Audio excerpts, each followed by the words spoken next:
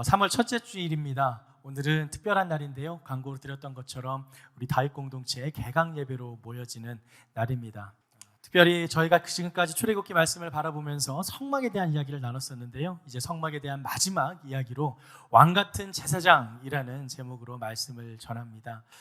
다윗 공동체 개강 예배와 맞춰서 이 제목이 참 잘 어울린다고 생각합니다. 왜냐하면 오늘 우리에게 새로운 정체성에 대해서 함께 이야기를 나누면서 우리에게 주신 하나님의 놀라운 사명을 다시 한번 결단하는 시간이 될 것이기 때문입니다.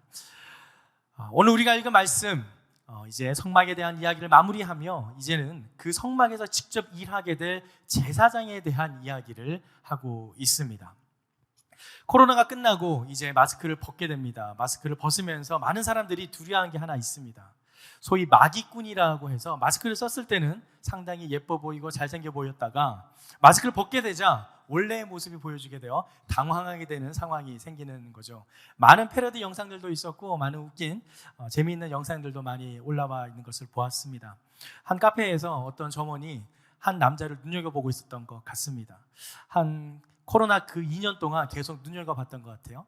그래서 저 남자가 나에게 호감이 있구나. 또 그 남자도 그 점원 여자에게 호감이 있었던 것 같습니다. 서로 호감이 있었던 것이죠.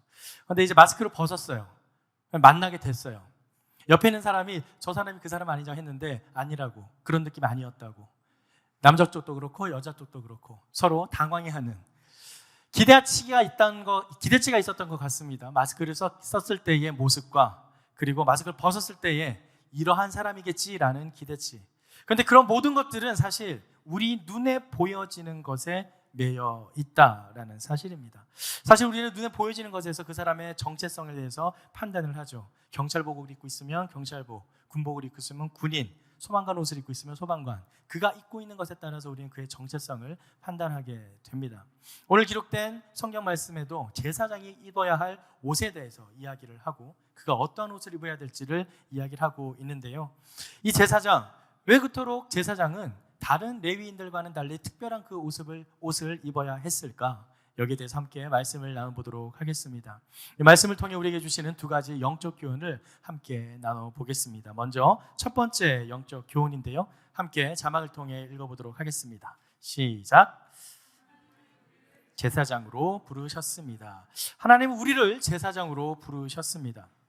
먼저 우리가 계속해서 말씀을 살펴봤던 것처럼 성막에 대해서 계속 나눴어요. 그죠? 성막은 이스라엘 모든 회중 중에 한 가운데 있었고 그것은 하나님께서 우리와 함께 같이 살기를 원하시는 하나님의 마음을 나타냈다라고 이야기를 했습니다. 그리고 그 성막이 지어지는 순서가 되게 중요했었죠.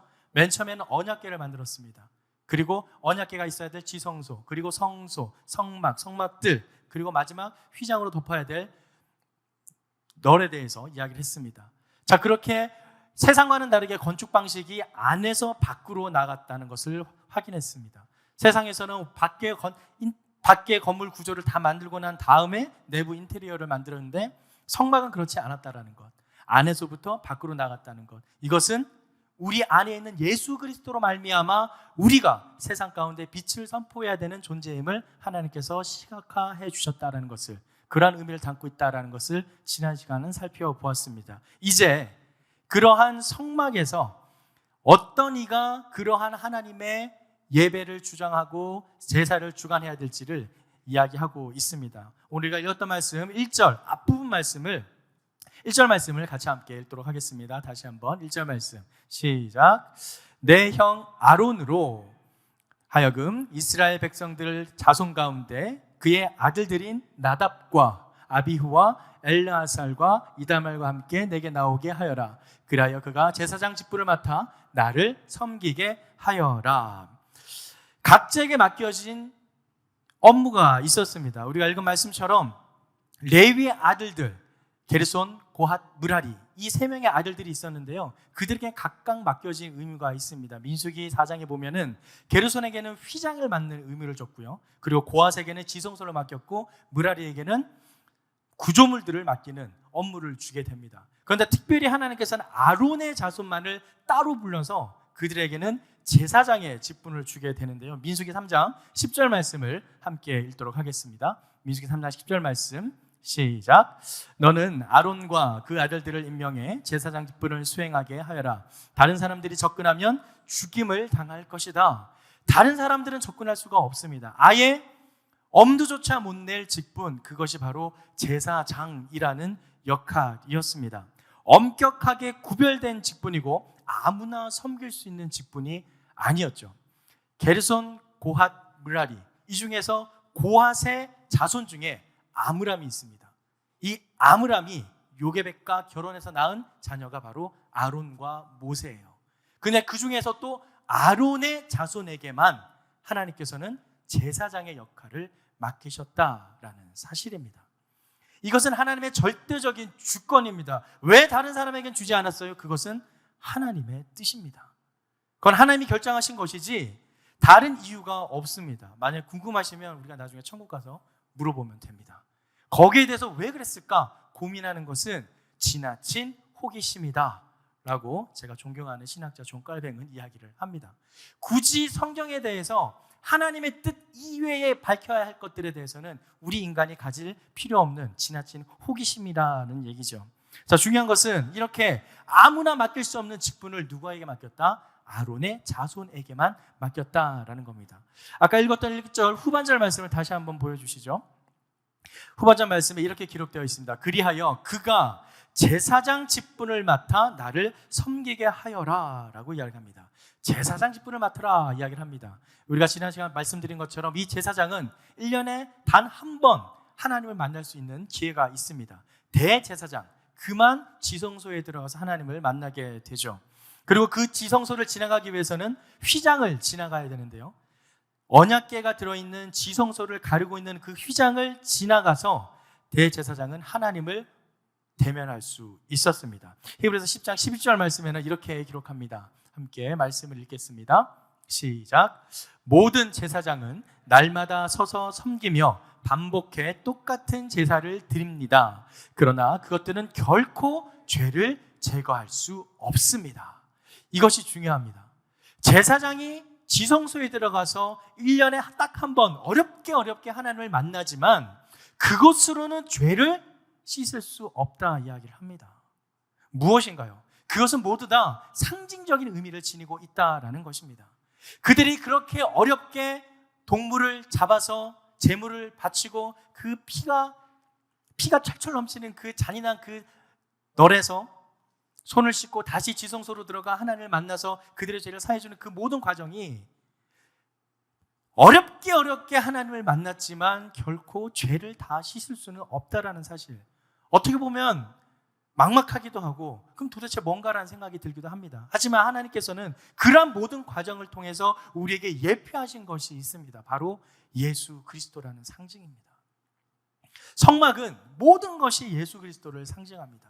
우리가 지난번 살펴봤던 것처럼 동쪽에 문이 하나 있는 것, 문이 하나밖에 없다는 것조차도 예수님만이 오직 유일한 구원의 문이 되신다는 것을 상징하는 것처럼 모든 것 하나하나가 예수 그리스도를 예표하고 있습니다. 그래서 히브리서 10장 1절에는 이렇게 이야기를 하고 있는데요, 히브리서 10장 1절 말씀을 같이 읽겠습니다. 시작. 율법은 다가올 좋은 것들의 그림자일 뿐 그것이 실체의 형상 그 자체는 아닙니다. 그러므로 그것은 해마다 끊이지 않고 드리는 똑같은 제사들을 통해 나오는 사람들을 결코 온전하게 할 수 없습니다. 그들을 온전하게 할 수는 없습니다. 하지만 그들은 그렇게 나아가야만 합니다. 왜냐하면 하나님을 대면할 수 있는 유일한 길은 그 길밖에 없었기 때문에 그렇게 나아갈 수밖에 없지만 그것으로 온전함을 받을 수는 없었다라는 것입니다. 그들이 온전함을 받을 수 있는 것은 오직 단 하나, 예수 그리스도만을 통해서만 진정한 온전함과 죄사함을 받을 수 있다라는 것이죠. 그 제사로는 모든 사람을 온전하게 할 수 없다. 이 그림자이고 비유라는 이것이 상징하는 바는 무엇인가? 바로 예수 그리스도다라는 사실입니다. 그래서 히브리서 10장 12절에서 14절 말씀을 함께 읽겠습니다. 시작. 그러나 그리스도께서는 죄에 대해 단번에 영원한 제사를 드리시고 하나님 오른편에 앉으셨습니다. 그 후 그분의 원수들이 그분의 발 아래 굴복할 때까지 기다리고 계십니다. 그분은 단 한 번의 제물로 거룩하게 된 사람들을 영원히 온전하게 만드셨습니다. 아멘. 우리가 믿는 예수 그리스도가 바로 그들이 매번 그렇게 제사를 드려도 온전케 되지 못한 것을 단 한 번에 드려짐으로 말미암아 온전하게 하셨다라는 사실입니다. 사랑하는 다윗 공동체 여러분, 우리가 하나님 앞에 나아갈 수 있는 것은 오직 예수 그리스도의 은총으로 말미암음을 믿으시기 바랍니다. 다른 구원의 길은 없습니다. 오직 예수 그리스도만이 우리를 하나님 앞에 인도하실 수 있습니다. 그리고 중요한 것은 그렇게 우리를 인도하신 예수님께서 우리에게 새로운 직분을 주셨는데요, 그것이 에베소서 2장 22절 말씀에 기록되어 있는데 함께 읽겠습니다. 에베소 2장 22절 말씀 시작. 여러분도 성경 안에서 하나님께서 거하실 초소가 되기 위해 그리스도 안에서 함께 세워져 가고 있습니다. 이제 예수님께서 그 성막이 예표하는 그 예수님께서 이제 이 땅에 오셔서 십자가에 달려 돌아가 죽으심으로 그 성막 자체는 사라졌어요. 더 이상 필요가 없어졌습니다. 그럼 이제 예수 그리스도만을 통하면 우리는 하나님 앞에 나아갈 수 있게 됩니다. 그 예수 그리스도를 믿는 믿음으로 말미암아 우리의 신분이 변화가 되는데, 그것이 어떻게 변화되느냐? 새로운 처소로 바뀐다라는 것이죠. 우리 마음 가운데 예수 그리스도를 믿는 믿음이 있다면, 예수 그리스도를 영접했다면 우리의 육신은 더 이상 죄 가운데 머무는 악의 덩어리가 아니라 하나님께서 거하시는 하나님의 성전이 된다라는 사실입니다. 그래서 우리는 그리스도 안에서 함께 세워져가는 하나님의 처소로서 이 땅을 살아가게 된다라는 것이죠. 사랑하는 다윗 공동체 여러분, 여러분의 몸이 하나님의 성전입니다. 믿으십니까? 여러분의 몸이 하나님께서 거하시는 예배의 처소입니다. 믿으십니까? 그러한 여러분의 그 거룩한 몸에 더러운 것을 담는다면 어떻게 될까요? 술이 들어가고 담배가 들어가고 마약이 들어가고 우리의 몸을 더럽히는 모든 죄악된 것들, 그것들은 결국 하나님의 성전을 더럽히는 결과를 갖고 오게 됩니다. 기억하시죠? 예수님께서 성전에 들어가서 처음 했던 일, 장사하고 고리대금으로 이익을 추구했던 그 장사꾼들을 몰아냈습니다. 만일 우리 가운데 죄악이 있다면 예수님께서 우리에게 오셨을 때 분명 우리 안에 있는 그러한 죄악들을 몰아내시고 화를 내실 겁니다. 분노하실 것입니다. 그것은 거룩한 분노입니다. 우리에게 예수님께서 성전을 뒤집어 엎었던 그 거룩한 분노가 우리 스스로에게 있기를 주님의 이름으로 축원합니다. 우리의 삶을 돌아보며, 각자 자신의 삶을 돌아보며 내가 정말 하나님의 거룩한 예배의 처소로서, 하나님의 성전으로서 이 땅을 살아가고 있는지 돌아보시기 바랍니다. 나는 정말 새로운 직분으로 부르시는 그 하나님의 부르심에 어떻게 반응하고 있는가? 나는 진정 이 땅에서 하나님께서 부르신 그 하나님의 성전이라는, 하나님 앞에 나아가는 제사장이라는 그 직분을 온전히 감당하고 있는가? 여러분의 예배 드리시는 모습은 어떠한가요? 저는 우리 모두가 하나님 앞에 예배에 대한 갈급함이 넘치기를 간절히 소망합니다. 예배를 드리지 않았을 때 타는 목마름이 있기를 소망합니다. 예배를 드리지 않음으로 인해서 어쩔 줄 몰라 하는 안타까움이 있기를 간절히 소망합니다.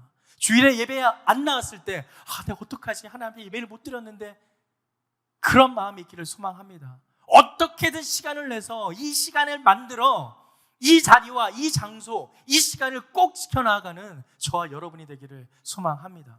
이것은 저와의 약속이 아니라 하나님과의 약속입니다.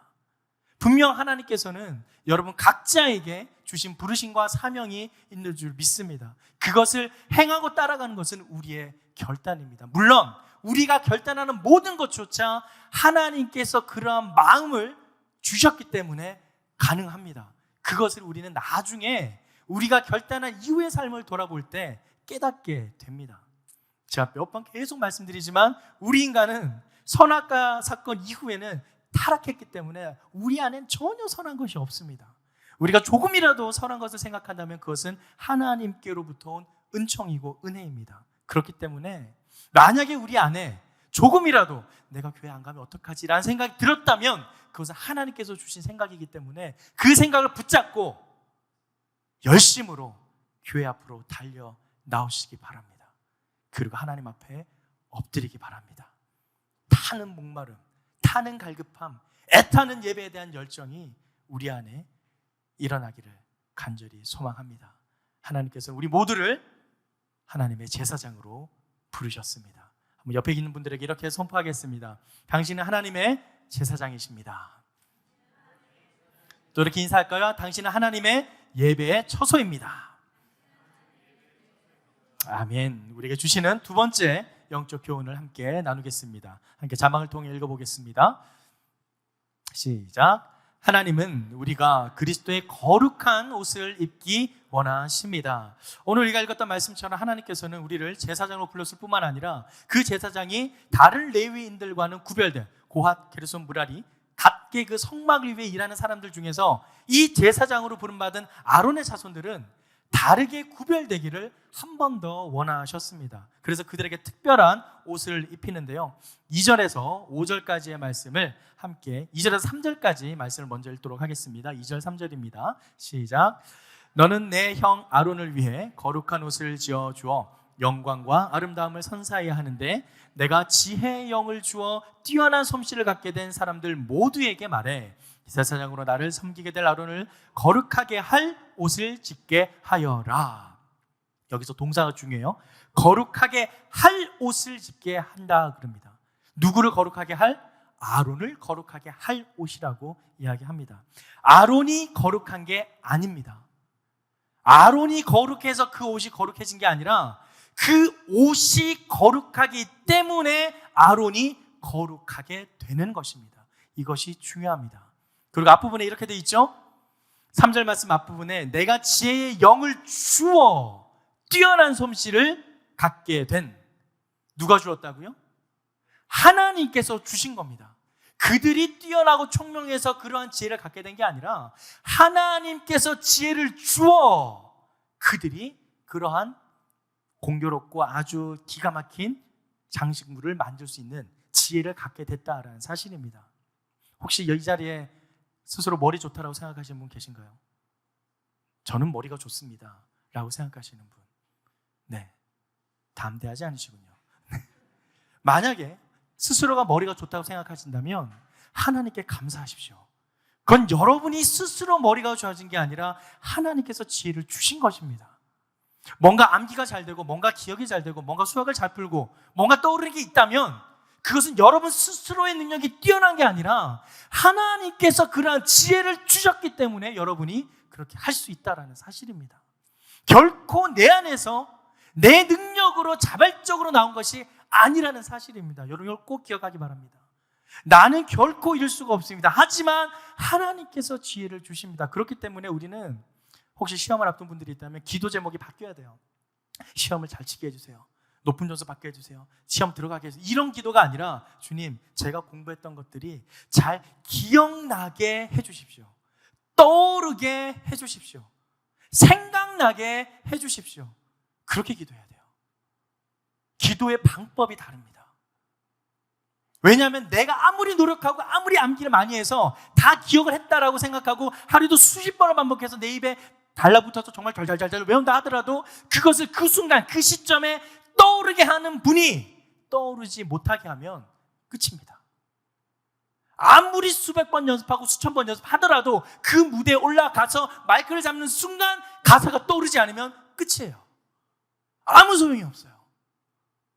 그렇기 때문에 우리가 기도해야 될 방향은 그런 모든 삶의 순간순간을 주관하신 하나님께 주님, 그때 그 순간에 나에게 지혜의 영을 부어 주십시오. 그때 그 순간에 나의 호흡이 붙어있게 하여 주옵소서. 그러한 겸손한 기도를 드려야 합니다. 지금 하나님께서는 이스라엘 백성들에게 명령하기를 내가 지혜의 영을 주어서 뛰어난 솜씨를 갖게 된 그들에게 내가 주었다. 그리고 그들은 거룩하지 않은데 이 옷을 입으면 그들이 거룩해진다 라고 이야기를 합니다. 그런데 이렇게 아름답고 영광스럽게 화려하게 만드는 것, 눈에 보기에 좋아 보이는 건 아닌가요? 라고 말할 수 있지만 사실 이때 당시에 이러한 화려함은 그 내부의 성결함을 겉으로 표현한 것이라 볼 수 있습니다. 안에 거룩한 형상들이 어떻게 밖으로 성결하게 나타나는지를 그들에게 보여주는 것이죠. 그래서 4절 5절 말씀에 그 옷이 어떻게 나타나는지를 함께 보도록 하겠습니다. 4절 5절 말씀입니다. 시작. 그들이 지어야 할 옷들은 가슴패, 에봇 안에 받쳐 입는 겉옷과 속옷, 관, 띠다. 그들은 내 형 아론과 그의 아들들을 위해 이 거룩한 옷들을 지어야 한다. 그래야 그들이 제사장으로 나를 섬기게 될 것이다. 그들로 하여금 금실, 청색실, 자주색실, 홍색실, 고운배실을 쓰게 하라.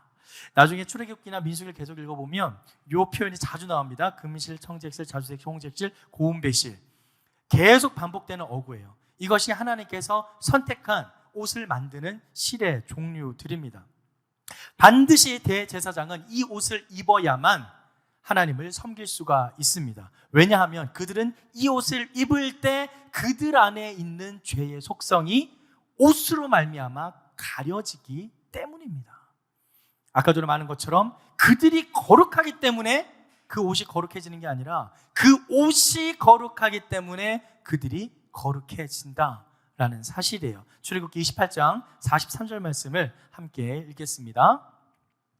시작. 아론과 그의 아들들은 회막에 들어가거나 성소에서 제사장으로 일하기 위해 제단에 나아갈 때마다 이 옷들을 입어야 한다. 그러면 자기 죄로 인해 죽는 일이 없을 것이다. 이상은 아론과 그의 자손이 지켜야 할 영원한 규례다. 영원한 규례다라고 합니다. 그 자손들은 우리도 해당이 됩니다.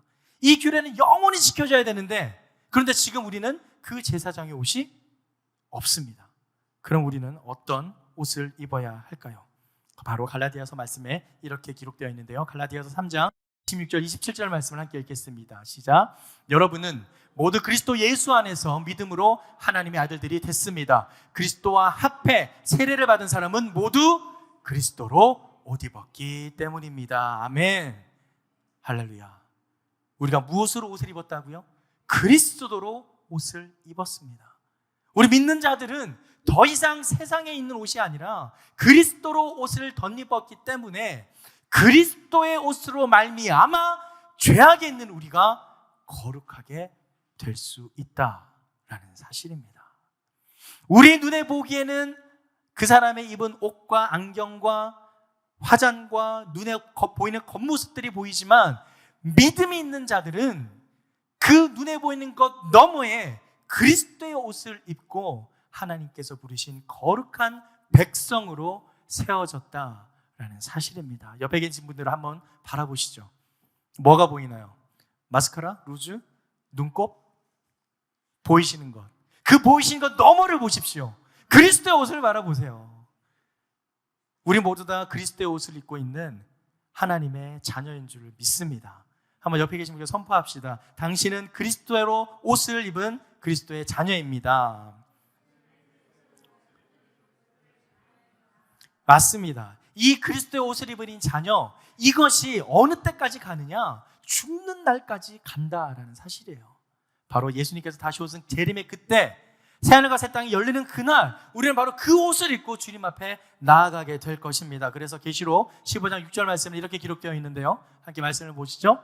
시작. 7장을 가진 7 천사가 성전에서 나왔습니다. 그들은 깨끗하고 빛나는 고운 삼배옷을 입고 가슴에 금띠를 두르고 있었습니다. 바로 이 삼배옷이 가리키는 것이 예수 그리스도의 옷입니다. 우린 그 옷을 입고 주님 앞에 거룩함으로 나아가게 될 줄 믿습니다. 이 땅에서 우리는 이 세상 속에 살고 있지만 우리의 진정한 정체성은 예수 그리스도의 옷을 덧입은 크리스찬이다라는 사실입니다. 사랑하는 다윗공동체 여러분, 여러분은 지금 어떤 옷을 입고 계신가요? 문명이 발달해 가면서 챗GPT라는 구글의 놀라운 능력까지 나온 이 시대 속에서 사람들은 각자의 정체성을 찾아 헤매기 시작합니다. 소위 메타버스라도 하는 시공간을 초월한 여러 가지 상상의 나래들이 이런 정체성, 저런 정체성, 여러 가지 정체성들을 만들어냅니다. 혹시 레디 플레이어 원이라는 영화를 보신 적 있나요? 거기에 보면 원래 사람은 그냥 현실 속에 있는데 그들은 그들이 만들어낸 가상 공간에서 새로운 모습으로 다시 변화돼서 그들만의 세상을 살아갑니다. 나의 진짜 모습은 여기 있는데 가상 현실 속에서도 정말 진짜인 것처럼 그렇게 살아가죠. 수많은 정체성들이 우리를 헷갈리게 하고 유혹하고 있습니다. 하지만 여러분, 흔들리지 마십시오. 우리가 붙잡아야 될 진정한 정체성은 하나님의 자녀입니다. 그리스도로 옷 입은 예수 그리스도의 자녀입니다. 왕같은 제사장이요 거룩한 하나님 나라의 백성, 이것이 우리가 지닌 진짜 참된 정체성입니다. 여러분의 정체성을 세상에서 찾지 마십시오. 학벌에서 찾지 마십시오. 직장에서 찾지 마십시오. 돈에서 찾지 마십시오. 여러분의 정체성을 그리스도 안에서 찾으십시오. 그러할 때 우리가 알지 못하는, 우리가 생각지 못한 방식으로 하나님은 우리에게 놀랍게 역사하십니다. 그것이 하나님의 방법입니다. 우리가 안 된다라고 생각할 때 이루어 가시는 것이 하나님이십니다. 그렇기에 우리는 더욱더 하나님 앞에 온전히 매여서 하나님의 말씀에 순종하며 말씀과 동행하는 삶을 살아가야 될 줄 믿습니다. 그것이 그리스도로 옷 입은 우리가 이 땅을 살아가는 방법입니다. 대학 시절 많은 사람들을 만나며 여러 가지 생각과 사상들을 배우며 많은 사람들과 관계할 수 있습니다. 또 그 사람들의 생각을 들으면 귀가 솔깃해서 그럴 수도 있구나, 그래?